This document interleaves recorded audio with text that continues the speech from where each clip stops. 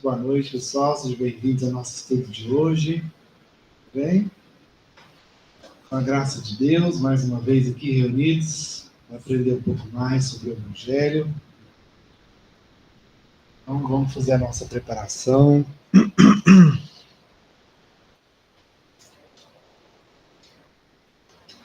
E aí, doutor? Boa noite. Seu Jorge, boa noite, seu Jorge. Seja bem-vindo. Ô, Wellington, boa noite a todos. Tá me ouvindo aí, normal? Boa Sim, noite. estou te ouvindo, sim. Beleza, obrigado. Boa noite a Estamos te todos ouvindo. aí. Então, vamos lá. Vamos buscar uma respiração mais tranquila. Vamos procurar relaxar agora. Respire fundo. Enche seu peito de ar e solte.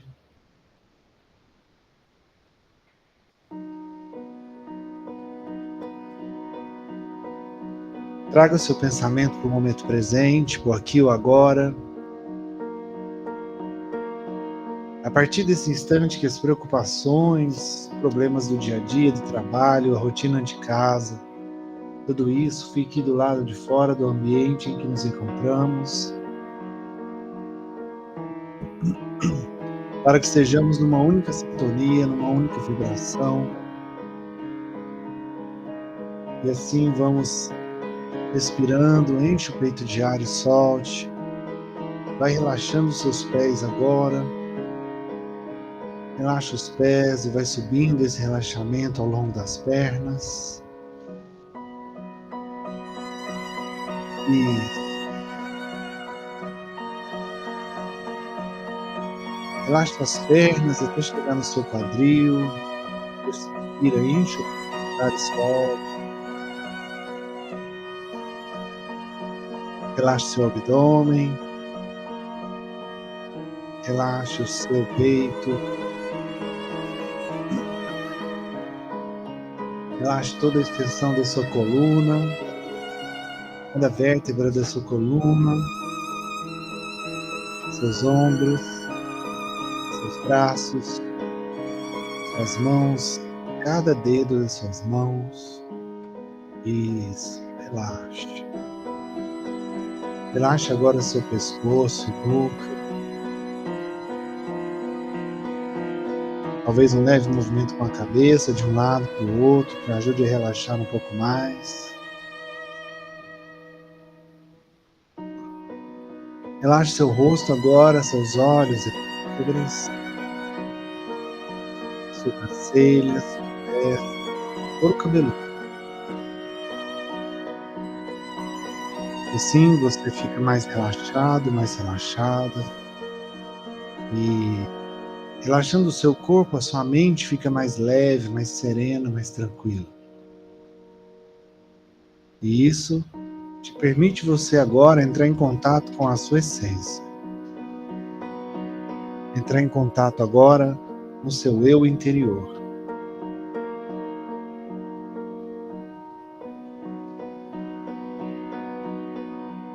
E assim, em contato com você mesmo, com você mesma, talvez você visualize aí dentro de você uma pequena chama, um ponto de luz, lá no seu íntimo, fundo do seu coração. E então eu te convido a agradecer por mais essa noite abençoada, por estarmos aqui reunidos em nome dele, desse nosso grande amigo, desse nosso grande mestre.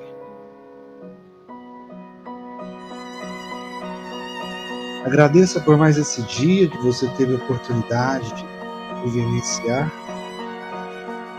Agradeça pelo teto que abriga, pelo alimento que sustenta, pelo ar que você respira, pela sua saúde, pela presença das pessoas que você ama que ainda fazem parte do seu convívio.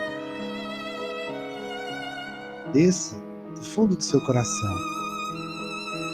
Agradeça do fundo da sua alma. Porque a gratidão agora é um combustível que faz com que essa sua luz interior possa expandir, crescer. Faz com que essa sua luz interior possa aumentar cada vez mais, expandindo de dentro de você, até que ela envolva todo o seu corpo. Você vai iluminando o seu próprio sistema, seu próprio corpo agora. Um processo de autoiluminação que começa a te reequilibrar, te restabelecer. Mas você continua agradecendo. E com a gratidão, a sua luz continua aumentando. Extrapolando agora os limites do seu corpo, ela vai aumentando e vai iluminando todo o ambiente em que nos encontramos. Sua luz agora irradia de você, em todas as direções, como se você fosse uma pequena estrela que ilumina tudo o que está à sua volta, irradiando a sua própria luz. E então a sua luz irradiada se conecta com a luz do colega do lado, e cada um de nós presentes nessa reunião de hoje, seja presencialmente, virtualmente ou espiritualmente, vamos nos conectando uns aos outros, através das nossas próprias luzes, formando assim uma linda corrente de luz. Essa corrente de luz nos conecta também aos nossos mentores espirituais, presentes aqui conosco esta noite. E através deles, nós nos conectamos também ao nosso amigo, ao nosso grande mestre. Porque ele disse: onde houvesse 2 ou mais pessoas em seu nome, ali ele estaria. E ele está aqui hoje, também se conectando a nós através dessa corrente de luz, despejando sobre nós todo o seu amor infinito, que percorre nessa corrente e nos preenche um a um, como se ele, pessoalmente, estivesse nos abraçando agora. Receba esse abraço agora de Jesus. Aproveite essa oportunidade e receba o abraço dele, que te preenche de amor, que te preenche de bênçãos neste momento. E então uma sensação de plenitude começa a tomar conta de você, uma sensação de bem-estar e talvez uma vontade de agradecer ainda mais.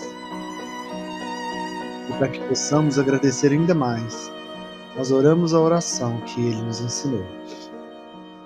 Pai nosso que estais no céu, santificado seja o vosso nome, venha a nós o vosso reino, seja feita a vossa vontade, assim na terra como no céu. O pão nosso de cada dia nos dai hoje, perdoai as nossas ofensas, assim como nós perdoamos a quem nos tem ofendido, e não nos deixeis entregue às tentações, mas livrai-nos de todo o mal, que assim seja. Você respira fundo mais uma vez, enche seu peito de ar e solta, e vai se reconectando ao seu corpo, voltando para ele aos poucos, percebendo suas pernas e braços. E assim, quando for confortável para você, você pode abrir os olhos.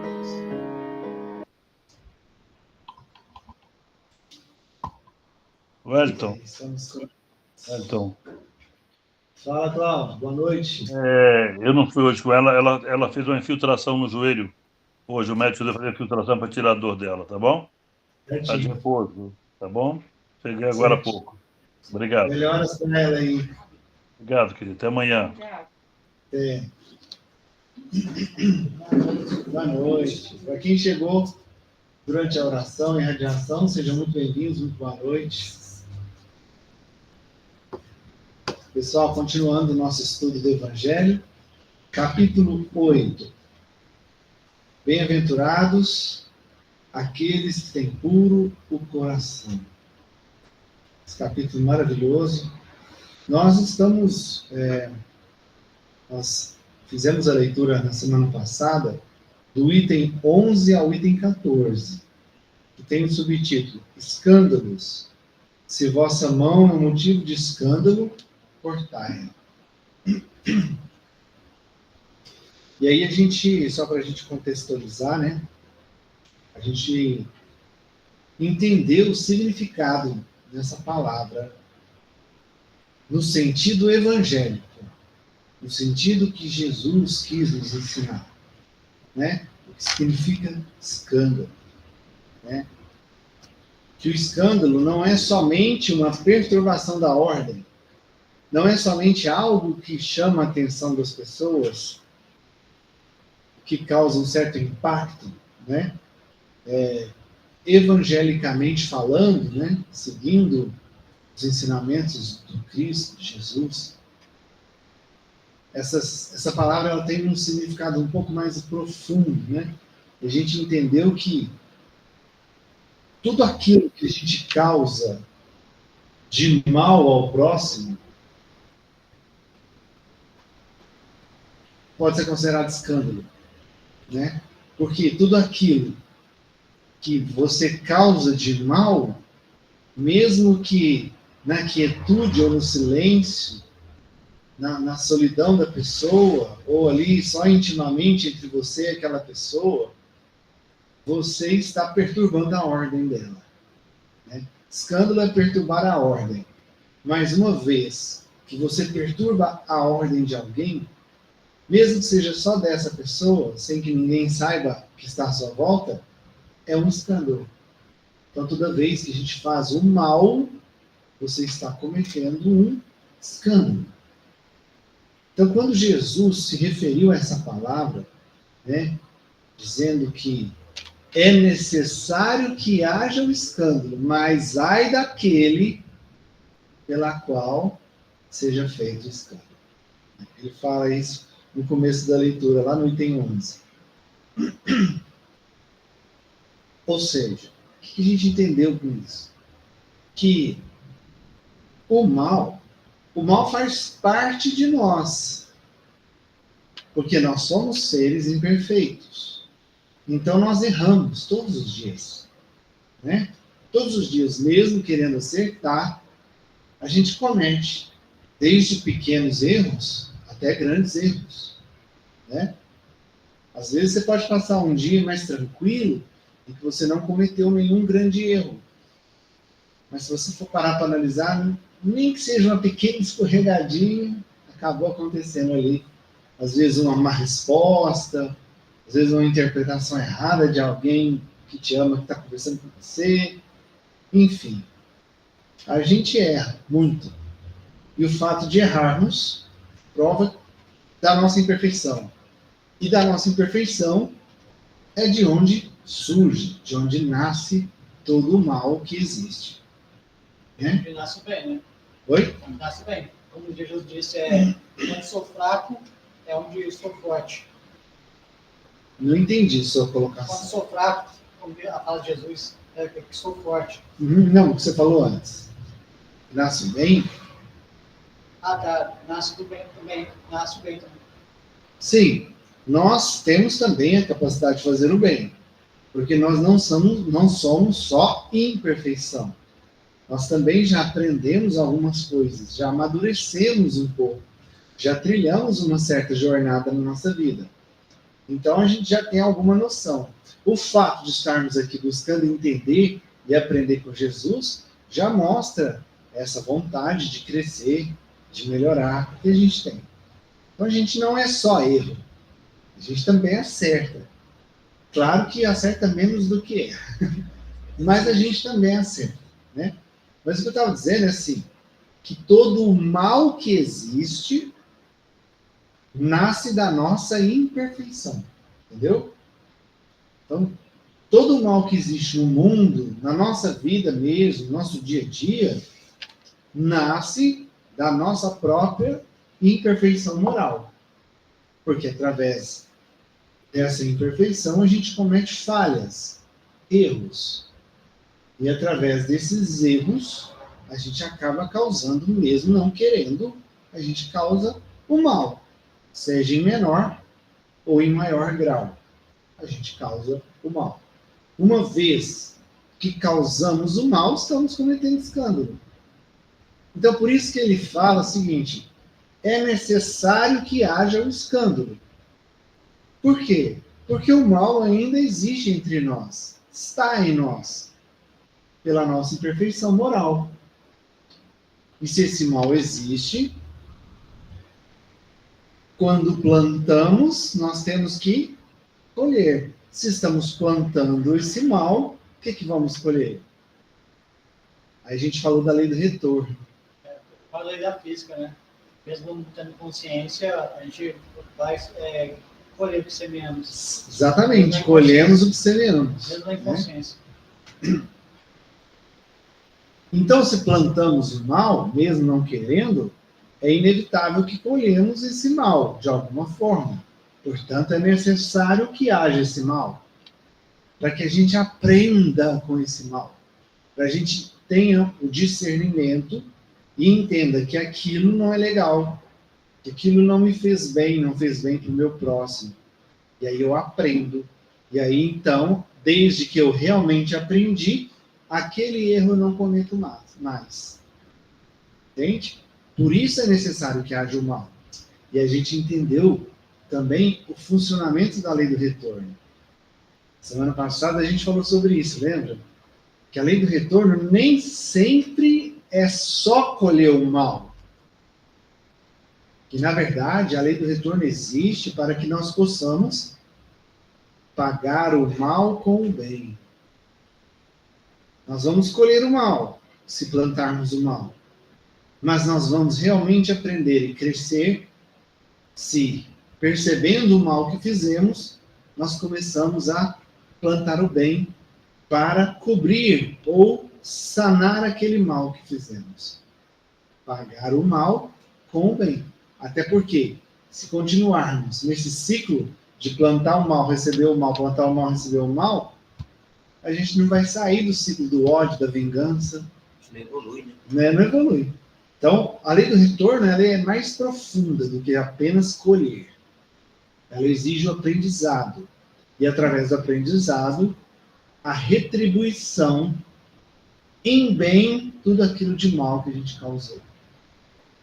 Lembra da gente falar do caso de um assassinato? Nem se você comete um crime, você assassina alguém, nem sempre na próxima reencarnação você vai ter que ser assassinado para aprender.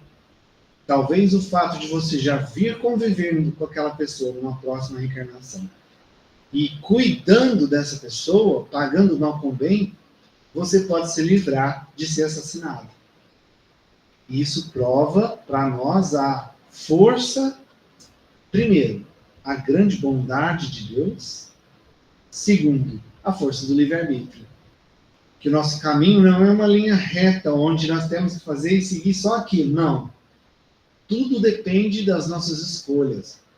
E se escolhemos plantar o bem, nós vamos ter também a colheita do bem. E essa colheita do bem, ela é muito mais, ela traz muito mais recompensas, muito mais frutos do que o mal. Parece que é mais demorada, né? Depende de nós, se ela é mais demorada ou não. Depende. Depende do quanto você aprendeu. O quanto você instalou o bem no coração. Aí pode demorar mesmo, se eu não quiser aprender. Tipo de coração puro. Claro que nós, na atual reencarnação, na atual situação em que estamos, nós não vamos ter o coração puro da noite para o dia. É impossível. Né? São milhares de reencarnações para que a gente purifique o nosso espírito, para chegar ao nível de pureza de espíritos puros. Mas é um passinho de cada vez. Aí, o quanto isso vai demorar, isso está ligado diretamente ao nosso livre-arbítrio. Ou seja, se eu não quiser crescer, se eu não quiser evoluir, eu vou ficar parado. Eu vou ficar estacionado. Já viu aquela frase? Eterno enquanto dure? Ou seja, enquanto eu quiser ficar parado, enquanto eu não quiser crescer, eu vou ficar parado. Que é o meu livre-arbítrio. Até que eu entenda que eu preciso continuar a caminhar. E aí eu vou seguir. É óbvio, como eu disse, Deus não é tão simples assim. Ele é muito complexo, profundo pelas suas supremacia da sua inteligência. Das duas coisas, tinha que ser complexo. Então ele dá um empurrãozinho. Ele está sempre nos dando um empurrãozinho. Mas aí o burrinho empacado, ele fica, né? Ele recebe um pé na bunda, ele dá um passinho e continua empacado. Até a gente decidir desempacar. Você falou uma coisa bem legal, porque até esse empurrãozinho aí, põe meio passo na frente, mas põe. Mas põe. Né? O famoso, outro ditado, né? Até um pé na bunda te manda para frente. Então, assim... É, Clóvis de Baixo, eu falo que para dar nem para dar impulso. Nem para dar impulso, né? Exatamente. Então, a gente nunca regride, a gente estaciona. Mas enquanto estivermos mergulhados no mal, é inevitável que colhemos, né, sementes do que estamos, frutos das sementes que estamos plantando que sejam do mal. Você planta limão, vai colher limão, né? Então a gente entendeu por que é necessário que haja escândalo, por causa dessa questão da nossa imperfeição moral. E agora a gente vai dar continuidade à leitura aqui no item número 15, para quem tiver com o Evangelho e quiser acompanhar, capítulo 8, item 15.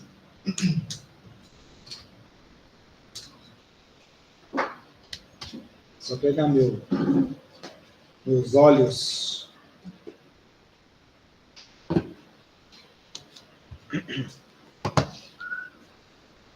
Se assim é, dir-se-á, o mal é necessário e durará sempre, porque se ele viesse a desaparecer, Deus estaria privado de um poderoso meio de castigar os culpados.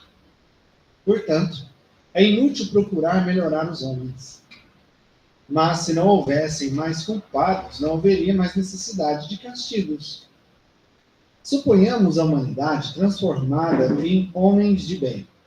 Ninguém procuraria fazer o mal ao próximo, e todos seriam felizes, porque seriam bons. Tal é o estado dos mundos avançados, de onde o mal foi excluído. Tal será o da Terra, quando tiver progredido suficientemente. Mas enquanto que certos mundos avançam, outros se formam, povoados de espíritos primitivos, e que servem, por outro lado, de habitação, de exílio e de lugar expiatório para os espíritos imperfeitos, rebeldes, obstinados no mal, e que são rejeitados nos mundos que se tornaram felizes. Vamos entender isso aqui. Eu nem vou ler o outro item para a gente entender. Primeiro ele fala assim: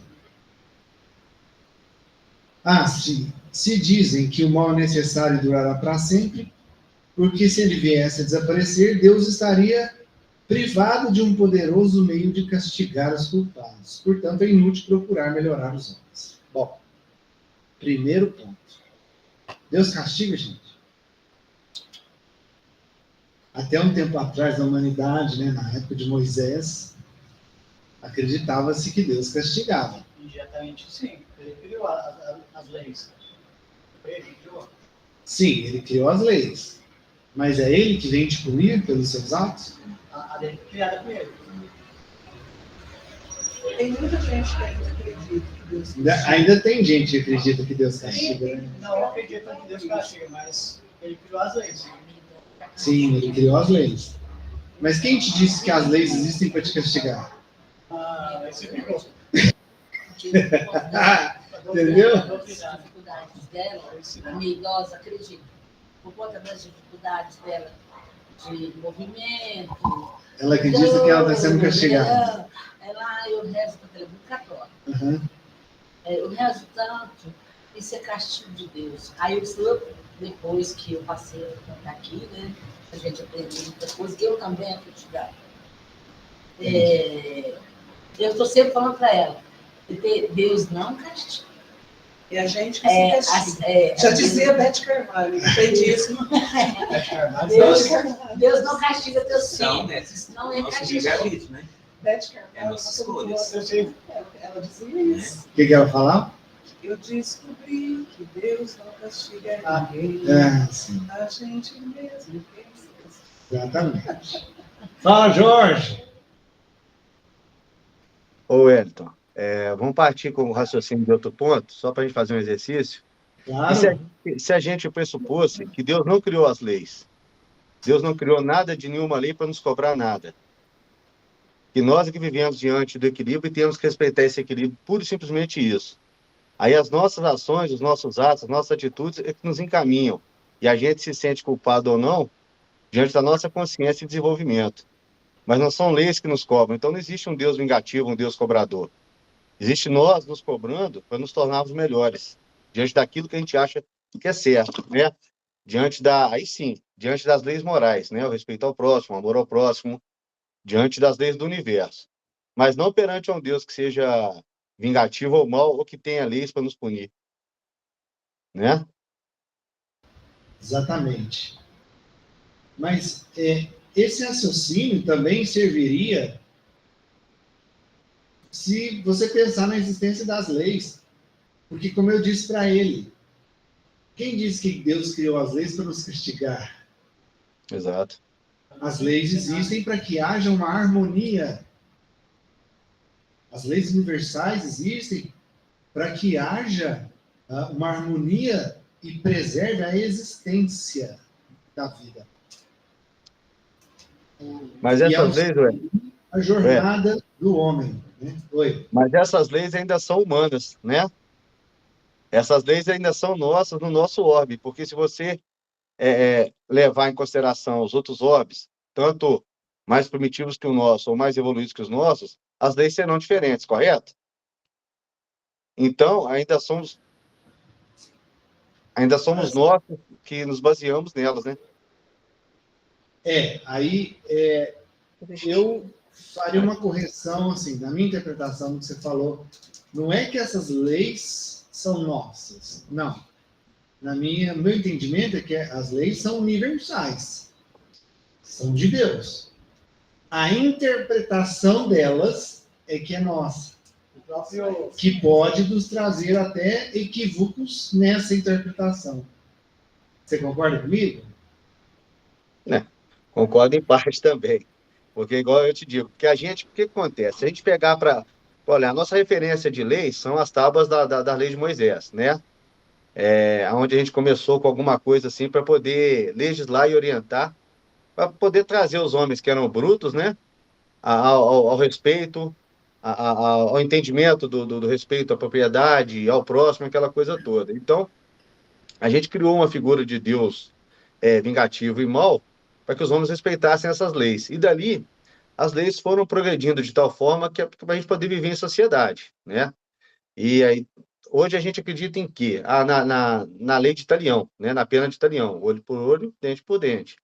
Mas, em momento algum, a Deus, que nos criou simples e ignorantes, ele não nos encaminhou para isso, né? Ele nos encaminha para sermos irmãos. É evidente que cada ser, em cada grau de adiantamento, de conhecimento, de experiência na estrada, vai vivenciar essa forma de viver com o outro de uma maneira diferente, né?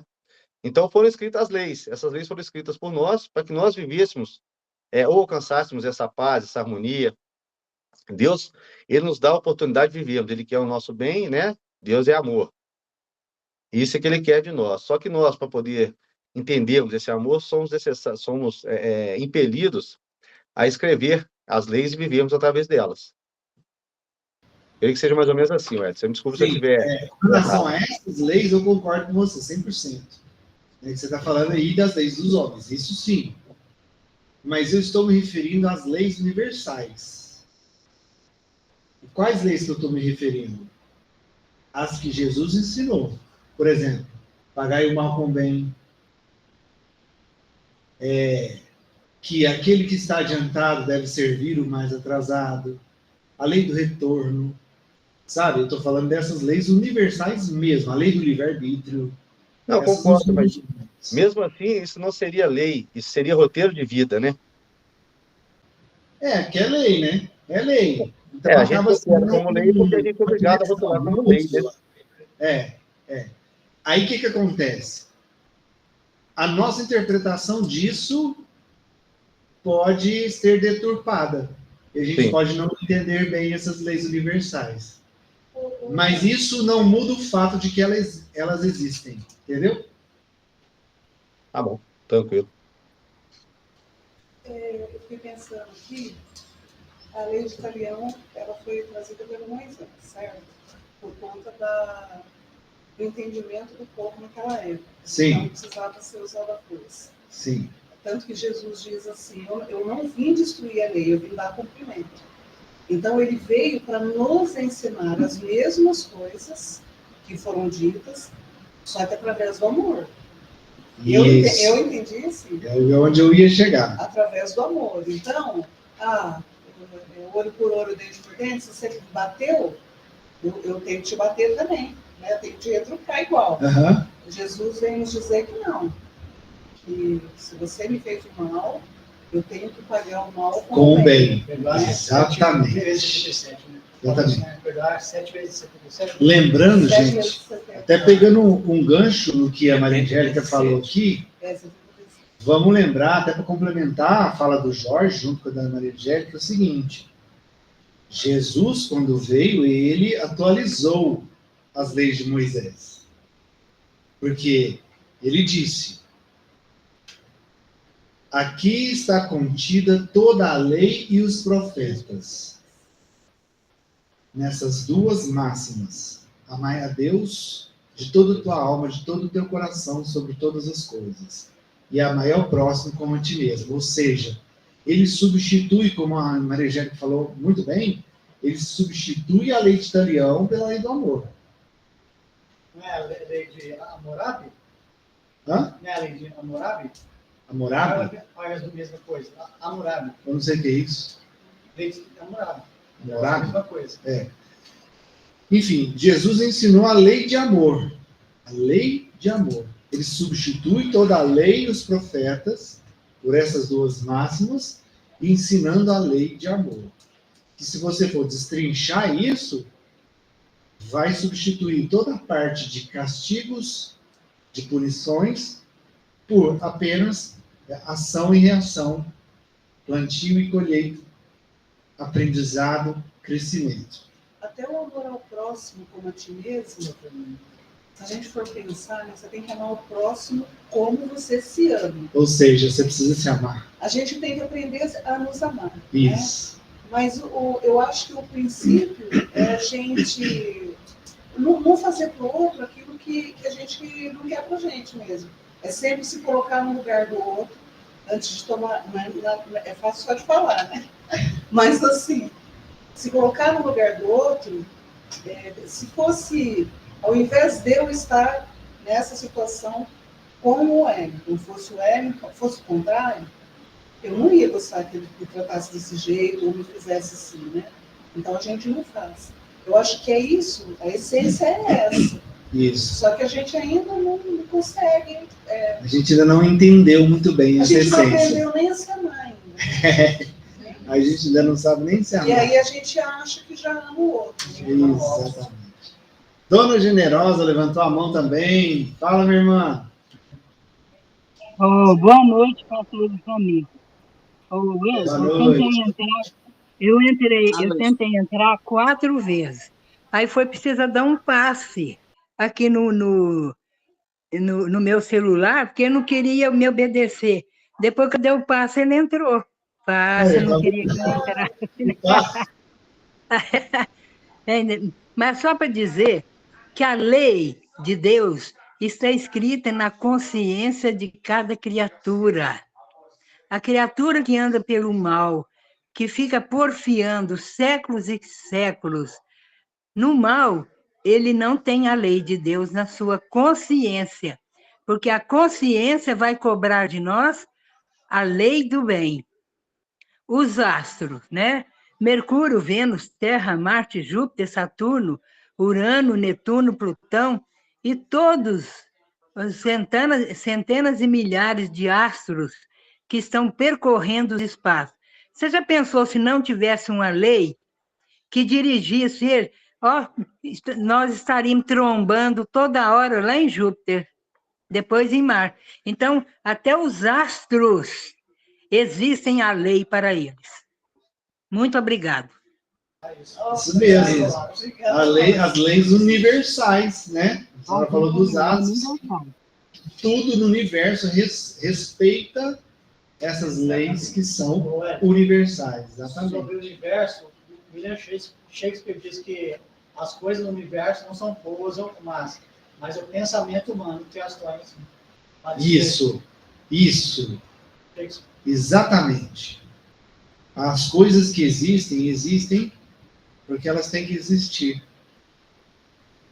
O que nós fazemos com isso, a interpretação que damos a cada coisa que nos cerca, a cada atitude, o que acontece no nosso ambiente, é a nossa interpretação que faz com que nós julguemos mal ou bom. Mas é importante esse julgamento, como a gente falou semana passada, né? Todos nós julgamos. O problema é que o julgamento vai nos dar o discernimento para entender algo que está acontecendo à nossa volta. O problema é que nós misturamos o julgar com condenar. E achamos que, pelo orgulho, achamos que sabemos alguma coisa, somos melhor do que as pessoas, e aí a gente condena. Mas essa interpretação do que nos cerca, o significado que damos a cada coisa, é que nos leva para um lado ou para o outro, interpretando como mal ou bom, né? E onde a gente faz os plantios e a gente acaba errando, a gente tem um equívoco ali de plantar uma semente que não é tão boa assim, e colhe. Caso da mulher que ela cantou, eu tenho problema de andar, né? É difícil algo positivo disso, né? Depende de uma consciência sempre há algo positivo. De tudo que você passa. Vamos lá. Quando Moisés trouxe, bem lembrado pelo Jorge aí, os 10 mandamentos, por quê? Imagina, gente, um bando de gente que viveu sob o jugo da escravidão, anos e anos e séculos a fio, e de repente eles são libertados. Imagina se você fica preso 20 anos na sua vida e de repente você ganha liberdade. Você vai querer pôr o bicho para pegar. Agora eu estou livre, vou fazer o que eu quiser. Então a coisa começou a virar bagunça. Entende? Porque eles começaram a confundir liberdade com libertinagem. E começou a virar bagunça. Então precisava de um alinhamento, precisava de se colocar regras para que houvesse ali um convívio social digno entre aquelas pessoas, que até então eram escravos. Foi de onde Moisés trouxe os 10 mandamentos como sendo uma linha de conduta para aquela civilização. Agora pensa comigo, o povo daquela época, escravos, eles cresceram na base da ameaça e do medo. Se eles não fizessem algo, eles eram chicoteados, punidos, castigados. Essa era a linguagem que eles conheciam. Pensa comigo.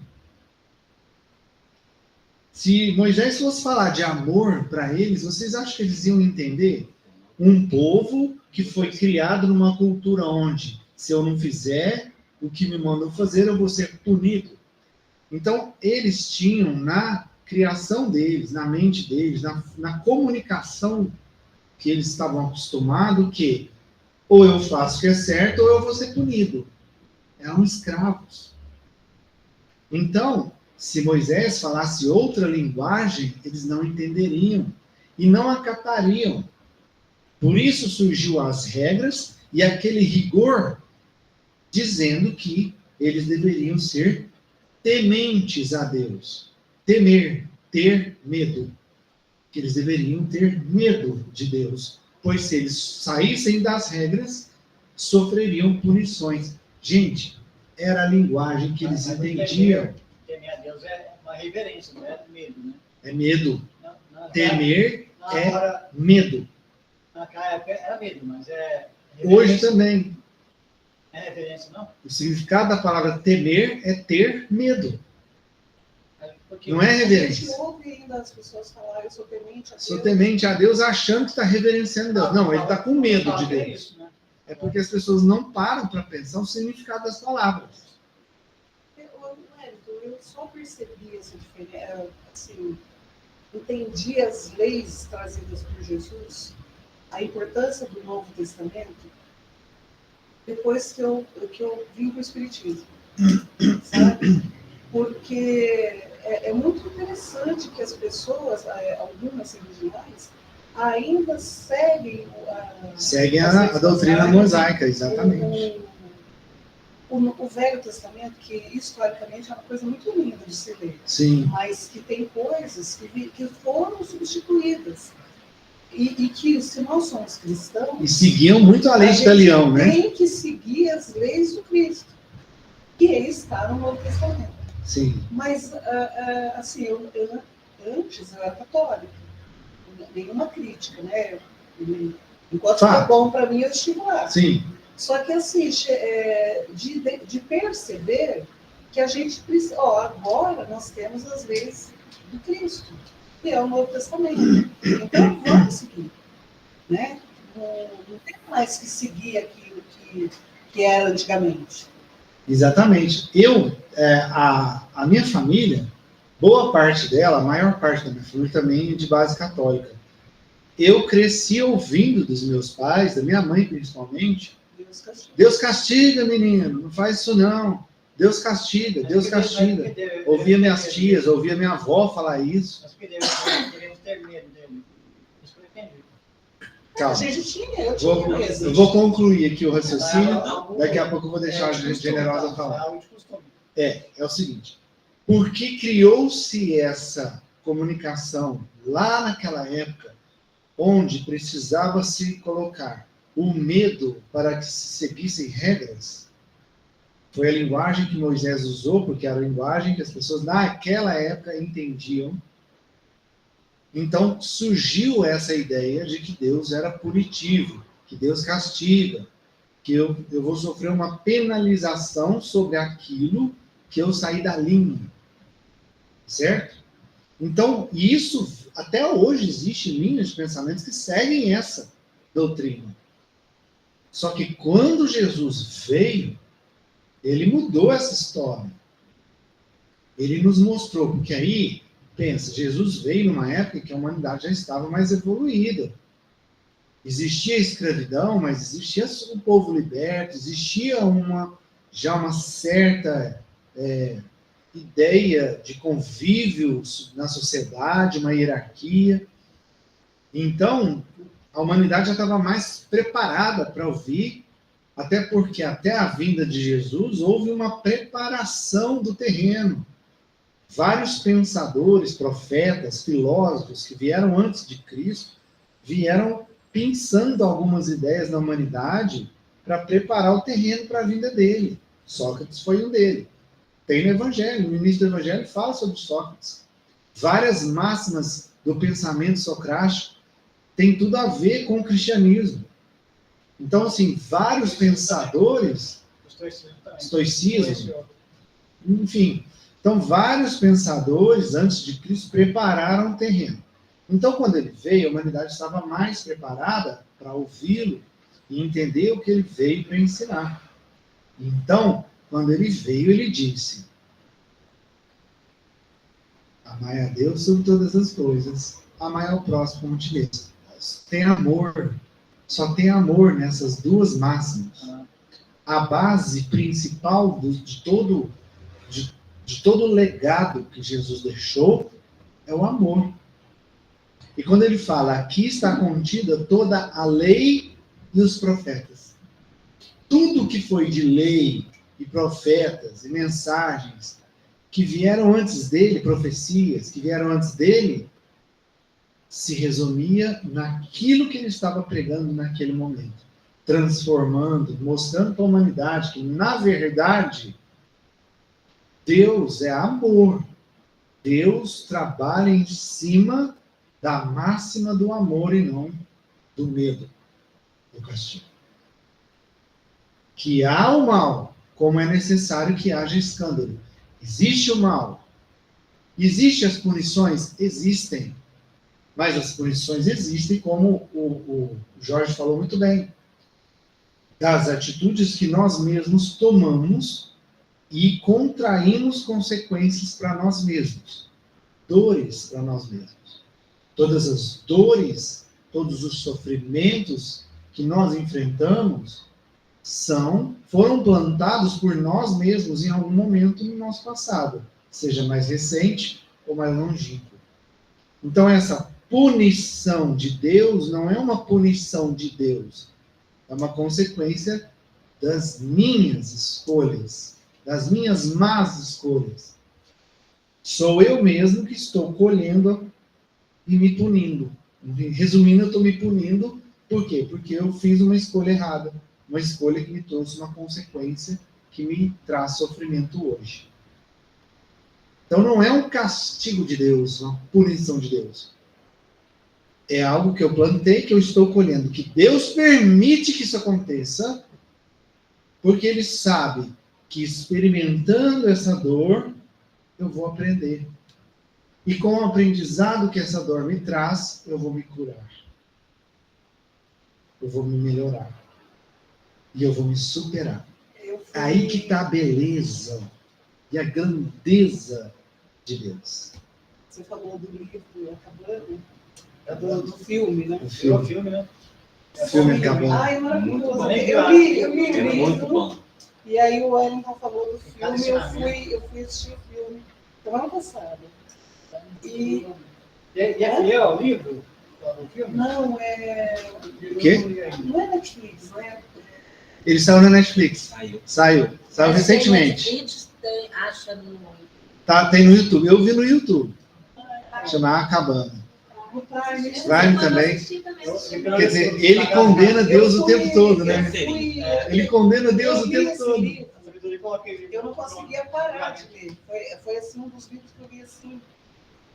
Fui engolindo o livro, porque eu não conseguia parar de ler. Maravilhoso. Faz uns anos já, acho que mais de 10 anos que eu li.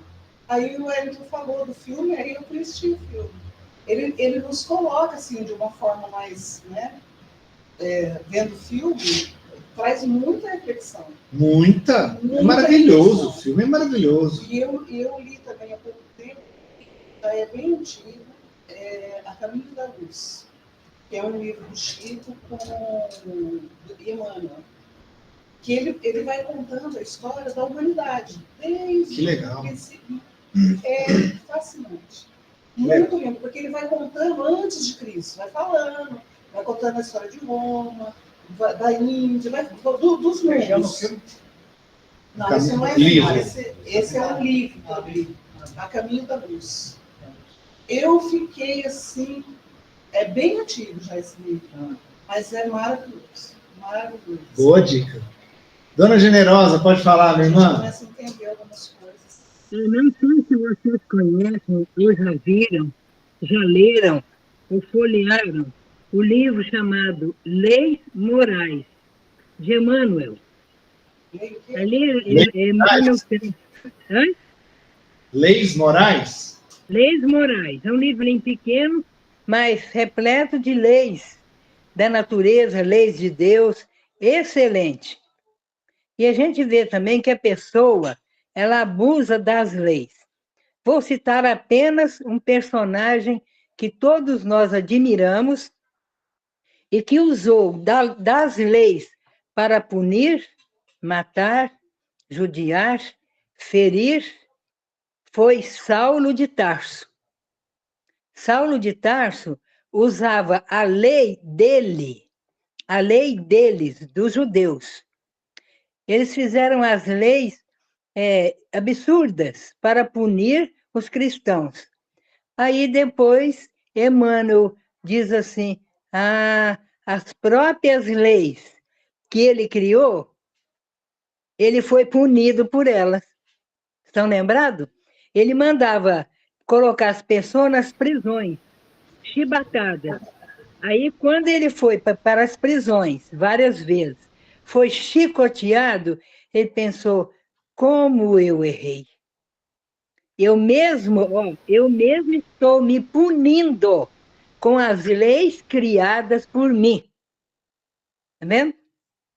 Exatamente, olha só, ele experimentou do que ele próprio usava para os outros. Ele colheu, mesmo tendo convertido, ele colheu, né, Dona General? Ele colheu, ele plantou e colheu, para ele aprender. Obrigado. Nós que agradecemos a contribuição de Paulo vocês. e Estevão. É maravilhoso, toda a história.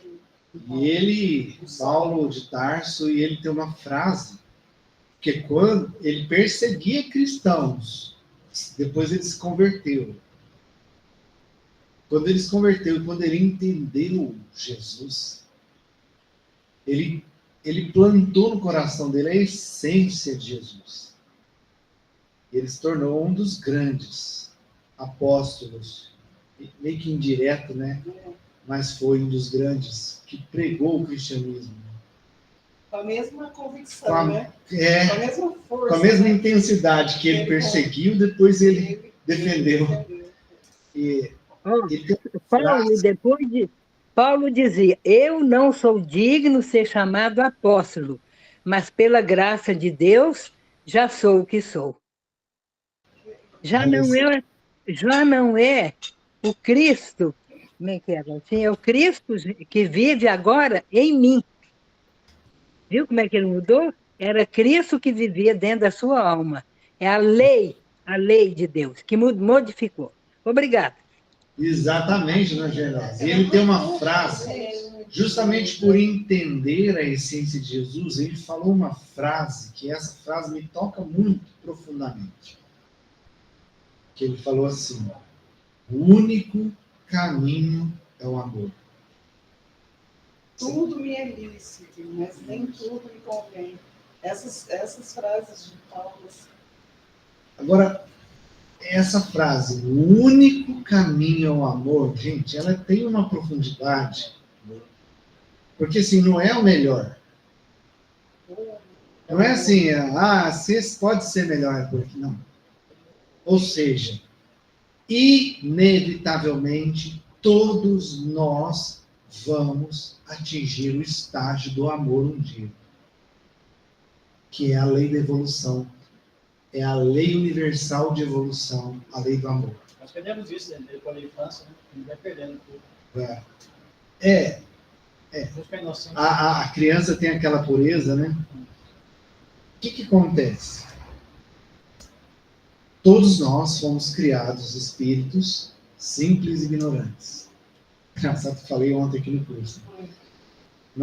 E ao longo da nossa jornada espiritual, evolutiva, nós vamos passando por estágios, até chegar lá no estágio mais desenvolvido. Então, quais são esses estágios?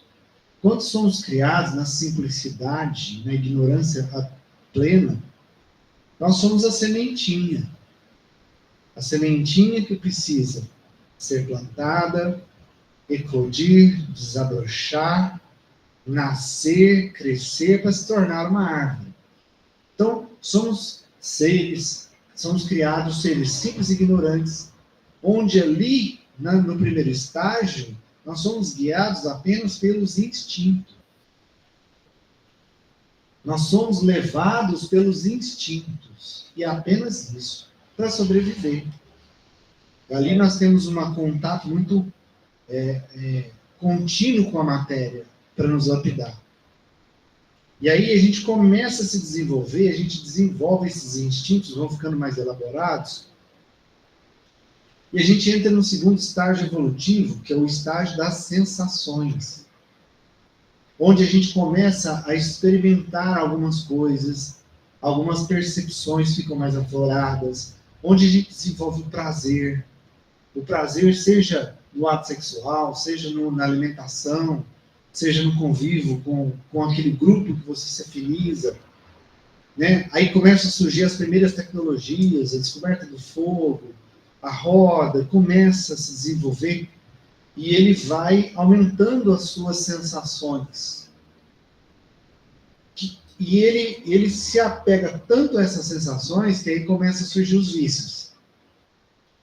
Vícios de todo tipo. Porque ele está preso ainda às sensações. Mas ele vai continuar evoluindo, inevitavelmente. Então, essas sensações do espírito chegam no terceiro estágio, onde ele começa a desenvolver os primeiros sentimentos. Onde ele começa a perceber o outro. Até aqui nas sensações é só o eu. O estado egóico, né? O egoísmo. Você buscando a sua preservação, o seu bem-estar e os prazeres que a vida te dá. De repente, você começa a enxergar e olhar para o outro. E aí você desenvolve sentimentos. Então você começa a prezar pela vida do próximo também. Então o eu é substituído pelo nós. E esses sentimentos vão ficando cada vez mais avançados, evoluindo esses sentimentos. E aí a gente chega no último estágio evolutivo do espírito, que é o amor. O amor, gente, é aquele sentimento levado ao máximo grau de excelência.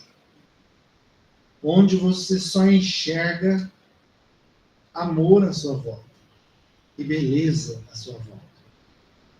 E o único que pisou aqui na Terra. Amor ágape e outro amor fati. Eu não sei o que é isso que você está falando, não. Mas deve ser. Desculpa, então. Mas pode explicar, pode explicar. Eu sou sincero, não sei. Mas assim. E aí, quando você chega num nível muito elevado de sentimento, você atinge o amor. É o nível evolutivo dos espíritos puros. De simples ignorantes a espíritos puros. Ali, o espírito já desenvolveu a semente, já cresceu, já se tornou uma grande árvore que dá milhares de frutos. Milhões de sementes, novas sementes. Aí é o espírito que se transformou no espírito puro. Ele atinge o estágio do amor. E aí faz a gente entender bem a frase de Paulo. O único caminho é o amor. Por quê? Todos nós estamos fadados à lei da evolução, que é universal essa lei. É de Deus. Por mais que a gente, como eu falei agora há pouco no início do estudo, a gente teima em ficar parado, estacionado, vai chegar uma hora que a gente vai querer continuar. E é inevitável que continuemos. E é inevitável que evoluímos, que cresçamos e que atingimos esse nível altíssimo da evolução espiritual, que é o nível do amor. Então, o amor não é um sentimento. É o diamante do sentimento. A essência. Ali, espíritos puros, eles estão tete a tete com Deus. Eles estão próximos a Deus. Eles conseguem saber, conhecer e sentir Deus. E usam o seu livre-arbítrio para se submeter a todas as vontades de Deus. Porque eles entendem a perfeição divina. Que não há nada superior àquilo. Então, o único caminho é o amor. E todos nós vamos evoluir para esse nível um dia. Diga, Adriano. Chico é um espírito puro, então? Chico? Não. Ainda não. Chico já estava num patamar mais avançado que nós. Acredito que um nível superior a nós. Já não é quinta série, mas não. Está na quinta série ainda. Ele já chegou lá no ensino médio, já. Já está no ensino médio. Já. O Chico, acredito eu, que ele já está no campo dos sentimentos. O espírito que já está no campo do sentimento há um bom tempo já. Para testemunhar tudo que ele testemunhou e deixar a obra que ele deixou aqui nos prova isso, né? Nossa, eu estava pensando, você estava falando. E ele eu tava pode pensando, sim, ele pode vir caindo. Pode.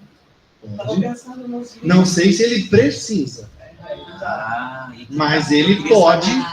Eu estava com esse pensamento. Então, o que acontece? Tem espíritos que reencarnam por missão, não por provação e expiação. E às vezes é escolha, né? Então, ele escolhe, é missão. Ele escolhe vir para ajudar. Então ele reencarna para ajudar a humanidade a seguir. Chico, com certeza, é um desses missionários. Eu estava pensando aqui, você falando dos livros do André Luiz. Né? Sim. Quando a gente está lendo os livros e aí vai contando todo o trabalho da espiritualidade superior, né? É uma coisa assim inexplicável a maneira com que eles enxergam, nos enxergam, né? Os nossos problemas, como eles tratam, como que é uma coisa assim que parece. É um carinho, né? Exatamente. É um devotamento. Exatamente. É assim, como se eles nos vissem como pequenos como somos. Sim, mas crianças assim, como somos, espirituais. Como a gente vê as crianças? Que a gente mas sabe com amor e carinho. A gente sabe que está fazendo coisa errada, mas a gente tem a consciência. Eles não sabem o que fazem. Jesus, de novo. Né? Perdoa, eles não sabem o que fazem. Né? A gente olha para as crianças dessa forma e vai ensinando, e vai contornando. E eles nos veem assim. Hoje, você colocou um vídeo lá falando do passe, sim, Valdo. Sim. Aí eu fui assistir. Aí eu lembrei que eu tinha falado com você de um áudio que eu recebi do livro Missionários da Luz, falando sobre o passe. Sim. Aí eu fui procurar, aí achei e fiquei ouvindo. Sim. É uma leitura, é um grupo que faz leitura e tal.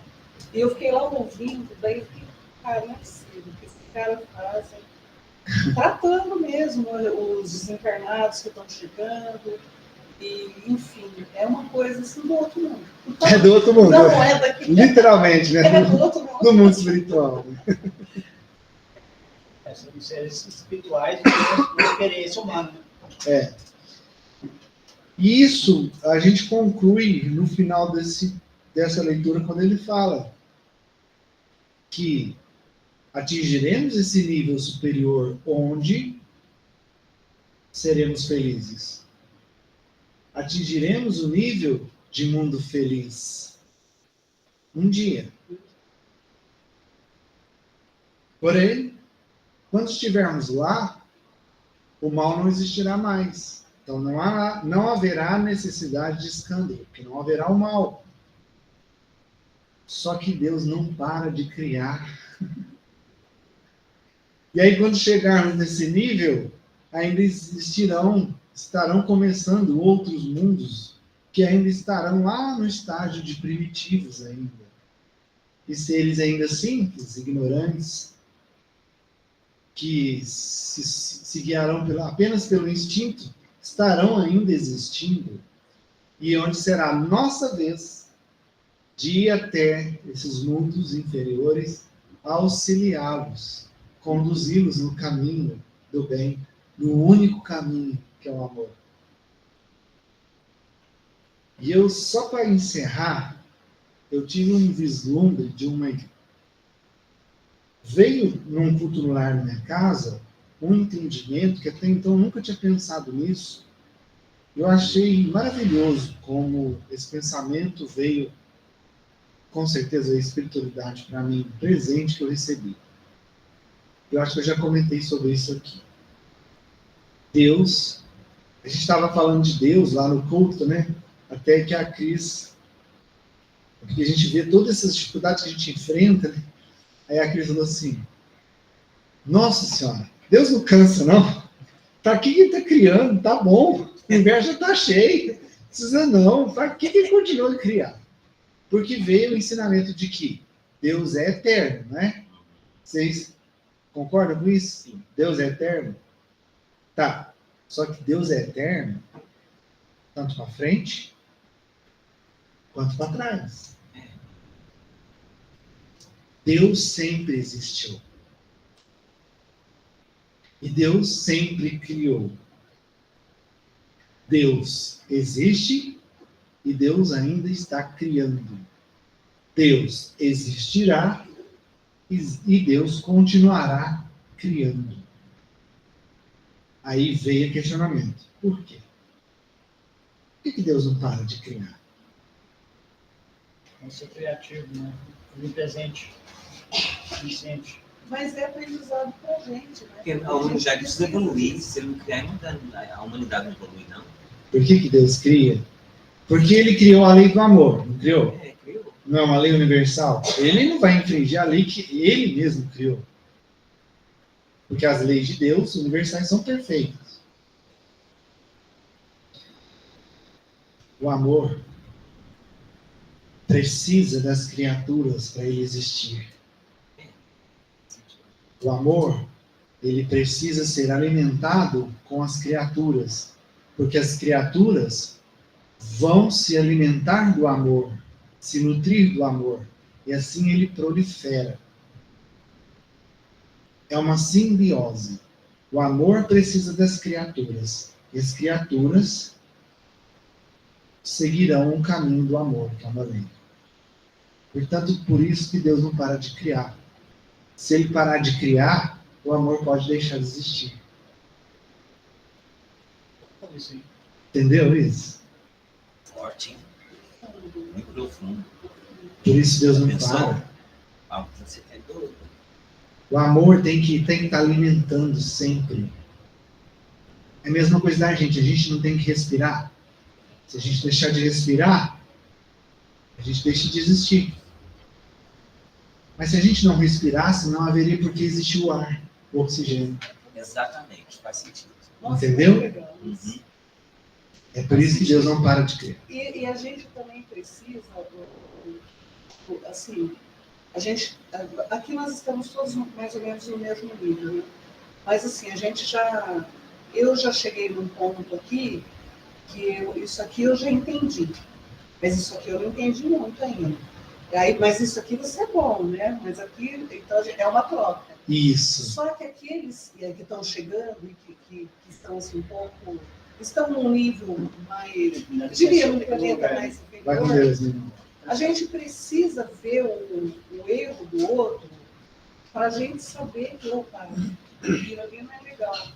Às vezes a gente diz, o Augusto Cury, ele diz assim, que o inteligente aprende com os próprios erros, mas o sábio aprende com os erros dos outros, né? Exatamente. A gente precisa disso, a gente precisa ver as coisas borbulhando, não porque a gente é mal, mas porque pra gente, aquilo ali, para mim, já não serve. Mas o que eu posso fazer para que aquilo ali não aconteça? Está vendo? Exatamente. Isso é ser, Por isso é necessário que haja esse também. O que é? isso é ser professor também. Tem o pé na cozinha, né? Eu tenho. Exatamente isso. Então, conforme a gente vai desenvolvendo, a gente aprende não só com os próprios erros, mas a gente aprende a enxergar o erro do outro e auxiliando, Sem crítica, entendendo, né? sem julgamento. condenação, a gente aprende e a gente acaba aprendendo de ver, né, de presenciar ali, não precisa de experimentar, não precisa de doer.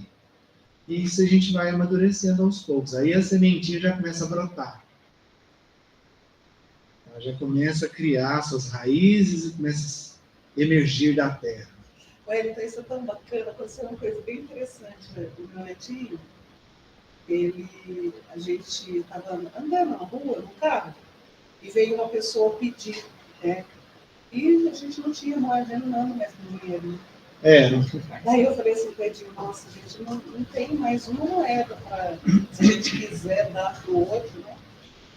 E ele estava ali, não falou nada, né? Mas isso, chegou em casa, eu estava mexendo umas coisas, ele achou uma moedinha de 1 centavo. De 1 centavo. Ele falou, vou dar. E quando a gente encontrou com aquele amigo... Eu vou dar para ele. Legal, né? Então, a gente nem imagina, né? O quanto que a gente pode... O quanto que a gente está ensinando. Exatamente. Dividindo, compartilhando e aprendendo o tempo todo. Eu tenho 52 anos. Eu acho que em 45 eu rezei a Ave Maria errada. Sim, eu fui aprender. Aqui? Porque eu aprendi a rezar Santa Maria, Mãe de Deus. Aqui é Santa Maria, Mãe de Jesus. Aí eu fui entender que realmente Maria não é Mãe de Deus.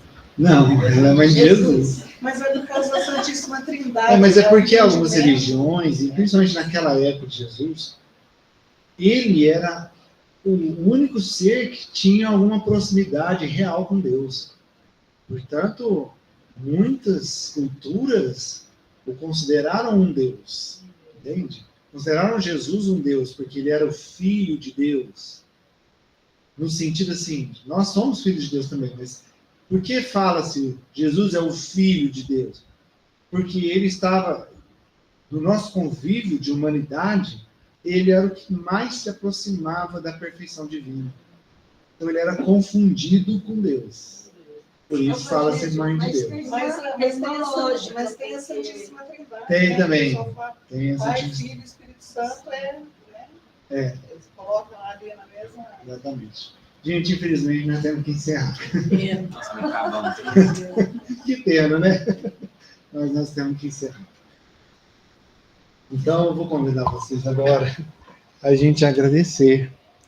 Agradecer profundamente essa noite tão agradável, esse estudo abençoado de hoje. Então, busque novamente aquela respiração tranquila e profunda. Enche o peito de ar e solta. Traga novamente a gratidão por esse momento tão abençoado de estarmos aqui com Jesus, recebendo dele, da espiritualidade aqui presente, todos os ensinamentos, as intuições, as inspirações, os questionamentos, as dúvidas e tudo isso que nos faz aprender cada vez mais sobre a lei do amor que Jesus veio nos ensinar.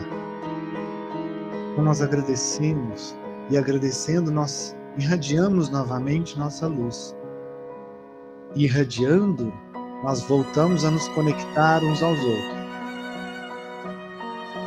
E nós vamos então formando aquela corrente de luz maravilhosa, onde cada um de nós irradiando, vamos nos conectando, ligando uns aos outros através dessa luz.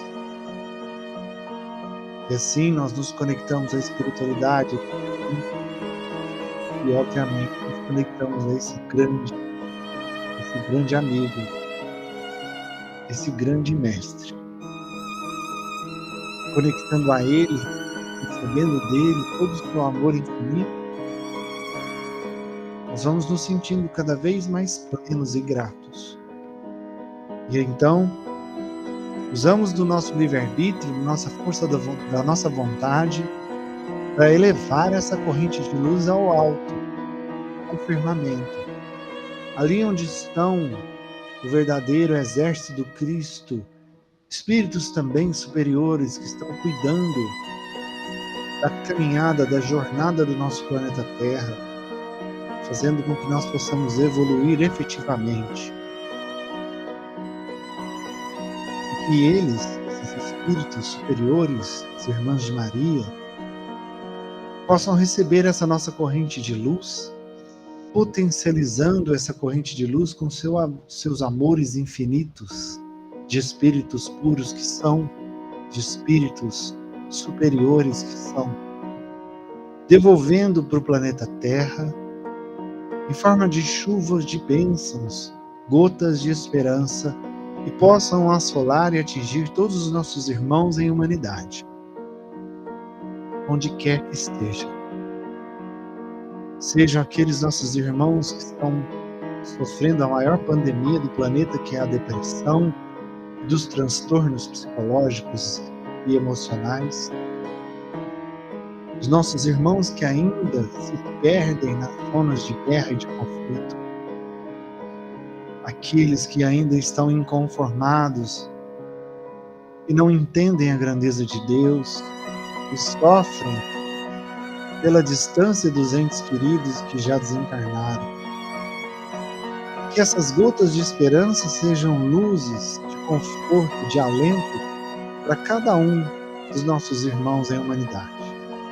E em especial, nós pedimos uma atenção desses amigos benfeitores espirituais, os nomes da nossa lista de oração: David de Paula, Pamela Cristina, Yuri Léo Fukuda, Vicente de Paula Tomé, Walter Barcelos, Sônia Beatriz Costa, Walter Cid Simão, Marta Maria Gonçalves, Ana Clara Franco, Patrícia Beatriz Costa, Maria Paula Santos, Maria Aparecida da Silva, Alessandra Farnese, Marco Eduardo Mosquen, Paulo Henrique Mosquen, Ivânia Mosquen, Ana Paula Sartori, Estela Sartori, Valentim Arcângelo Mosquen, Laura Cristina, Joana Rodrigues de Jesus, Sônia Helena Buriti, Luiz Carlos Rodrigues, Maria das Graças de Almeida, Daniel José Fernandes, Ângelo Magno, Francisco Fernandes, Gael Henrique Pereira, Antônio Fazani, Pedro Gilberto Campos,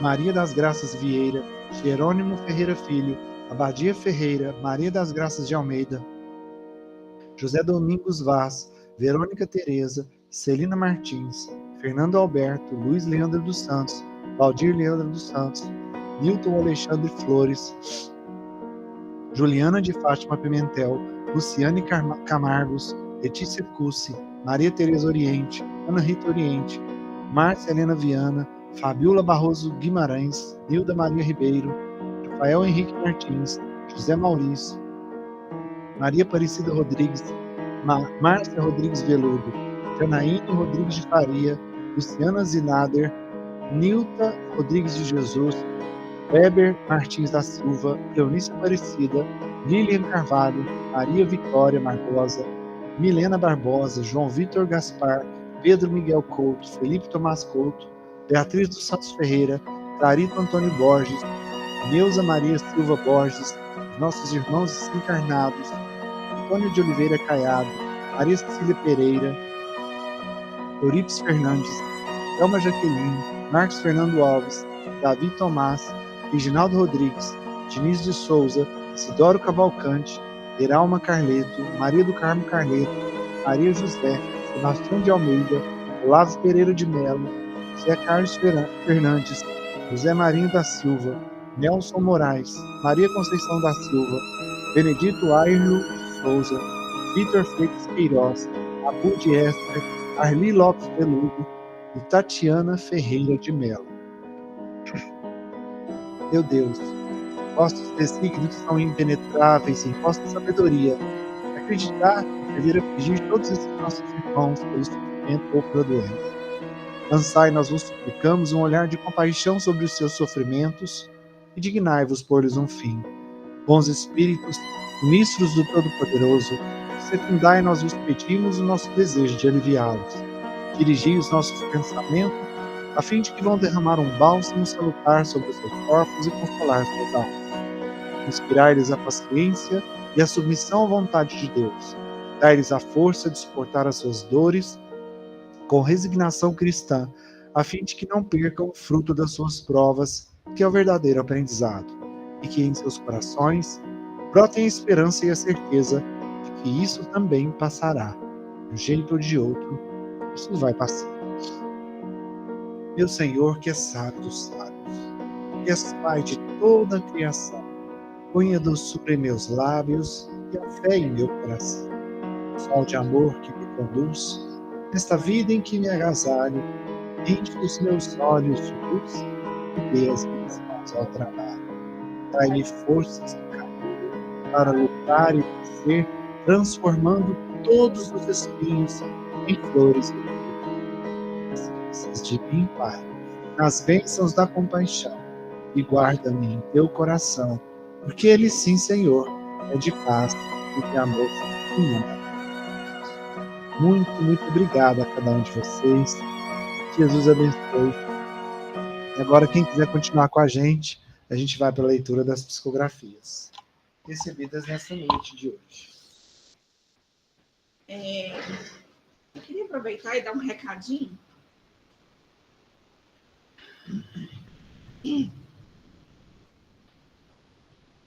Ontem a gente organizou as psicografias, né?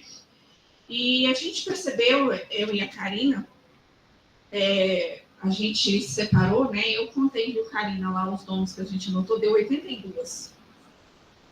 Então, nós temos 82 psicografias e que os nomes não estão nos cadernos que foram pedidos. Então, o que eu vou fazer? Eu vou, esse final de semana, organizar esses nomes lá, certinho, né? A gente colocou o nome do desencarnado e para quem que ele tá mandando. Então, aí semana que vem, eu vou colocar ali no mural, vou imprimir, vou pôr ali, vocês conferem. Porque às vezes, assim, o nome não tá lá no caderno, mas é de alguém, né, que vocês conhecem, ou de parente, enfim. E eu vou estar colocando lá e vou falar para o Wellington passar esse recado para frente, tá bom? Nos outros dias. Wellington, as 2 mensagens é para você. Para mim? Você quer que eu leia? Pode. Meu querido amigo, existem coisas que não está ao seu alcance fazer. Tome rédea de sua vida. Tomar rédea da sua vida é muito bom, mas é necessário prestar atenção nos detalhes, que deixe passar batido. Pare de se cobrar tanto e veja que há momentos que é melhor só respirar. Palavras são bonitas, palestras são bem dadas, mas é preciso colocar tudo isso em prática. Dentro do meu coração e da minha alma, eu sei que tudo que você está passando vai passar.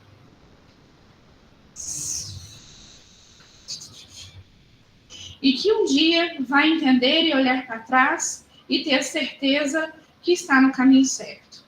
Estou com você há muito tempo e feliz pela decisão do autoconhecer. Wesley, seu amigo de sempre. Gratidão. Gratidão. Aí, essa outra pessoa fez uma árvore. Um desenho. E aí, a hora que eu ler a mensagem, vocês vão entender. E ele mais ainda. A árvore da luz. Quantas vezes fizemos um passeio para debaixo dessa árvore? Quantas vezes te peguei no colo? Te abracei e disse alguns caminhos. Te ensinando a olhar para frente. Filho amado, lembre-se que para ser um bom pai, tem-se cultivar o amor. E que não é simples fazer essa tarefa, mas estarei sempre ao teu lado. Te amo, João. Beijo. Agora virou artista. Meu pai espiritual. E esse aqui é um desenho. E hoje foi só. Pode ir. Só para contextualizar vocês, essa árvore, ela, sempre que às vezes eu preciso de me energizar, de me curar, eu faço a minha irradiação e eu imagino eu indo para essa grande, é uma árvore gigante. E eles colocam redes debaixo dessa árvore. Eu deito nessa rede e recebo tratamento de espiritualidade lá. Sempre eu estou precisando de ajuda, eu vou para essa árvore. Vou me tratar lá. É maravilhoso o lugar. Que eu vou espiritualmente, em desdobramento, claro. E ele veio citar da árvore por causa disso. Pode ver.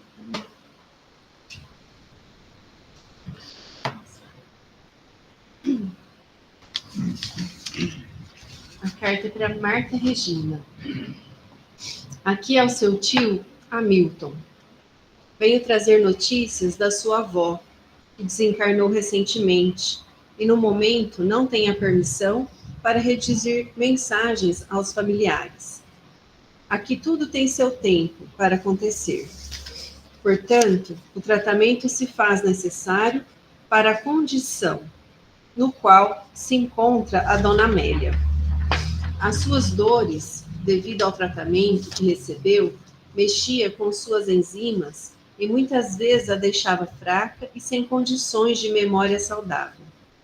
Tudo tem seu tempo para acontecer.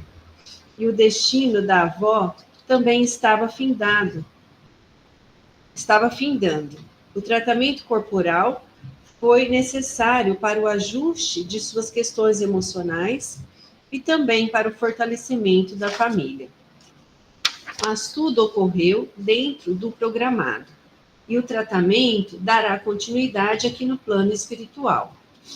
Não temos datas para finalização, porque depende da vontade e da compreensão da nossa irmã. O equilíbrio energético é importante para a retomada do trabalho esclarecedor. A família, muita calma e serenidade, porque isso ajudará no restabelecimento da nossa irmã. A vida continua e o trabalho de todos merece dedicação. Então, vamos ao trabalho. A ocupação é importante para o ajuste mental. Não dá tempo para que os pensamentos negativos povoem o tempo de vocês. Continue amando a sua avó e sempre transmitindo vibrações de carinho e aceitação. Será um ótimo remédio para o seu retorno fraternal. Fiquem com a paz de nosso Senhor Jesus, que sempre nos fortalece nas horas difíceis. Do seu tio Ailton. Mais um. O outro é a Tassiana. Tassiana, minha querida filha. Sou eu, a sua mãe Fátima. Venho aqui com a permissão de trazer algumas palavras para o desligamento dos vícios que vem atormentando a família. O Tiago anda muito desgostoso da vida, por isso vem buscando recursos fáceis para eludir os seus pensamentos e assim não encarar as coisas que são importantes de serem tratadas. Minhas palavras são breves, mas pontuais. O reajuste se faz necessário e breve. Não adie o inevitável. Não prolongue o sofrimento para que ele não se torne maior. A atuação é imediata. Ajude seu menino, minha filha. Ele está atormentado e poderá buscar algo que não terá mais retorno. Busque forças para agir. Peça a proteção divina para agir com responsabilidade, sabedoria e segurança de que tomou a decisão necessária. Neste momento, não será agradável a ele.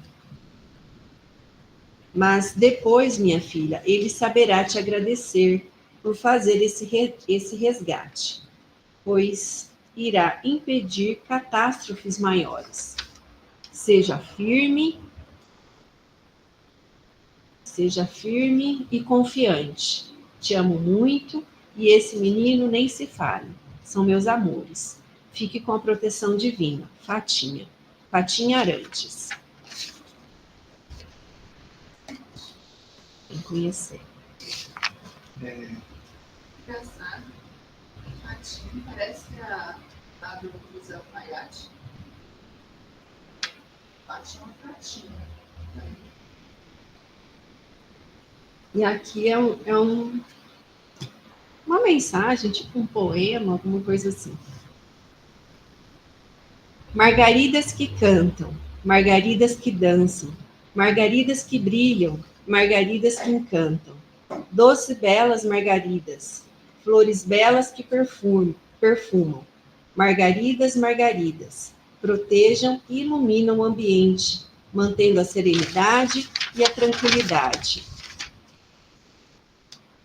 Doces belas margaridas, são tantas as margaridas que encantam e dançam. Brilham belas margaridas, recebam cada um de vocês esta flor tão bela. Levem até seus lares para iluminar e banhar a escuridão. As recebam de coração, linda bela flor. Todos receberam. Isso significa que nós recebemos margaridas hoje para levar para casa. O pessoal de casa também recebeu. Desde ontem que... Isso que eu ia falar. Ontem a gente recebeu uma mensagem, um desenho da Alexandra que cheio de margarida e agora veio de novo. Mais margaridas de presente para cada um de nós aqui. Pessoal, é isso então. A gente agradece cada um de vocês. Jesus abençoe. Gratidão mais uma vez, viu? Boa noite para todos. Boa noite a todos. pessoal. Boa noite. Deus.